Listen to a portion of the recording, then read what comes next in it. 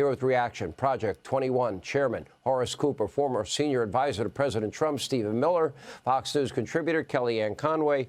All right, Kellyanne, 3 weeks from tonight, it is election night in America. It's game time. And where do you see the race right now?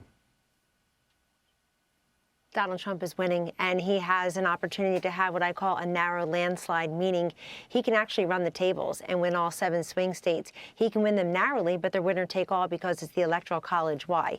He's barnstorming and blitzing those swing states. He's going to the 22 counties or so where this race will be decided, and he feels confident enough in his running mate, J.D. Vance, to go have his own separate schedule. So they are double teaming these swing states. And then Trump's doing smart things like going to iconic venues, Madison Square Garden, Coachella, California. Why is he there? The media are asking. Those aren't swing states because he's Donald Trump and he can fill up those venues and inspire people. The other thing that's going on is the left has no compelling message, no convincing, persuasive messenger, and they have a lot of money. Money in politics is distortive. It makes the Harris campaign think that she doesn't have to be that good and she can still win. So what started out, Sean, as penetrating the voters with ads penetration has become saturation and is on its way to inundation. That angers the voters. They stop getting upset about the subject matter of your ads and they start getting mad at the sponsor of the ads. 2 quick statistics that tell the tale here.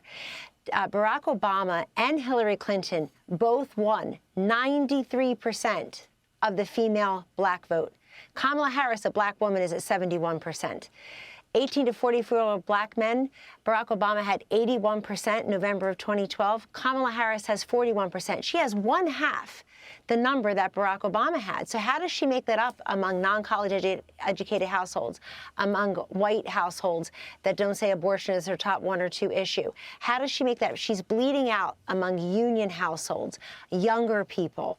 And I'm going to say blacks, Hispanics, and also Jewish voters. I'm mentioning to you groups that Donald Trump does not need to get anywhere near 50% to become the next president. I think he's in a great position to go right through far beyond 300 electoral votes. And the last thing I wanted to say is the registration numbers are incredible. Nevada, North Carolina, and Pennsylvania, the Republicans have really caught up. The whole get out the vote, voter education, early voting, all of those investments are paying off now. That's how you win this stuff. Technical, tactical trench warfare.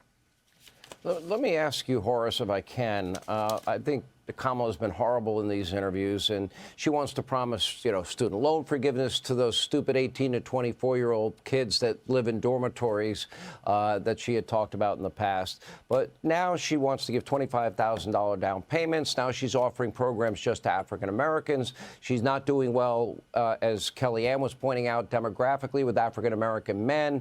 So she sends out Barack Obama. That didn't work particularly well. He came off as somewhat condescending, accusing African-American men perhaps of being sexist in their thinking. And now she's offering all of these programs. Reparations she will examine, she said earlier today. It didn't work out with Gretchen Whitmer. I mean, a huge controversy. Was she making fun or mocking Christians and Catholics? Obama didn't work out particularly well. Bill Clinton even went as far as to say that Laken Riley, had we had vetting at the border, would likely be alive today. I don't think that was particularly helpful. So I don't see that her surrogates are helping her that much either. Last year, my book came out, Put Y'all Back in Chains, in which I predicted that Black America was sick and tired of the hoax plan. The latest hoax is apparently we're going to give $1 trillion+ in payments, calling it reparations. There is no scenario where some kind of grant of hundreds of thousands of dollars or $1 million per person is ever actually going to happen. Black Americans have realized this, and that is the reason why so many Black Americans are asking for basic answers. What are you going to do about inflation? What are you going to do about the crime problem? And what are you going to do about our country being overwhelmed by immigrants that are not supposed to be in this country, taking school resources and other social services that actual American taxpayers have provided for? disproportionately these radical policies harm Black Americans. Now, I grew up in Texas, where we have had the death penalty, where we hold people accountable. My brother was a corrections officer on death row. We know firsthand that there must absolutely be accountability. What we're recently learning here looks like Willie Horton 2024. When you see a candidate advocating benefits like a sex change operation for a brutal killer, they ought to be already buried under the gel, but apparently the progressive answer is just the opposite. Black Americans in particular, as well as most of America, find these radical policies not to their liking, not something that they can embrace. And one last point. In 2020, Black Americans, people often think Black Americans must be liberal because so many are registered as Democrats. Black Americans are moderates and centrists by and large. And they picked Joe Biden because there were so many crazies that were running. And there has been a huge level of disappointment that he ended up embracing all of the radical policies that Black America rejects. You know, Stephen, you look at the insanity of this convicted murderer, sex change operation out in California, courtesy of taxpayer money, thanks to Kamala Harris. Then you look at her position on the border, and you can look at her new Green Deal position. You can look at eliminating health care. You can look at mandatory gun buybacks. You can look at defund, dismantle, no bail laws. But this one in particular, decriminalize illegal immigration, free food, housing, health care, education. If you include Tim Walz, that would include college education, legal driver's licenses, sex change operations, and then a path to citizenship, earned path they call it. That would be called amnesty where I'm from. 12.5 million people, including members of drug cartels, gang members. We have Americans that have been murdered, raped. We have Americans victims of violent crime. It's costing the country billions of dollars. Do people understand how bad this has gotten and what a national security threat this is? We have known terrorists now in the country. They know about them, but they don't know where they are. And now we're going to pay for sex change operations if they want them?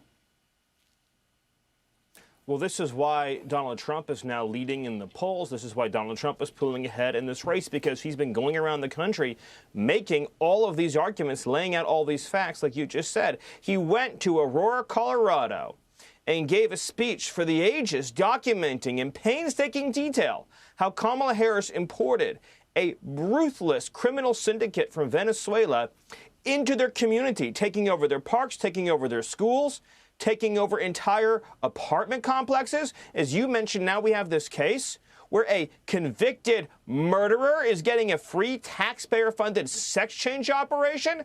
This is madness. This is beyond anything we've seen in the history of American politics. Then she wants to give illegal aliens free housing, free welfare, free transportation, free everything, free education, free lifetime Medicare and Social Security retirement benefits, and of course, full voting and citizenship rights. And on top of all of that, one crime after another committed by these criminal migrants, including this new case of 3 illegals that she released who sexually assaulted a 12-year-old.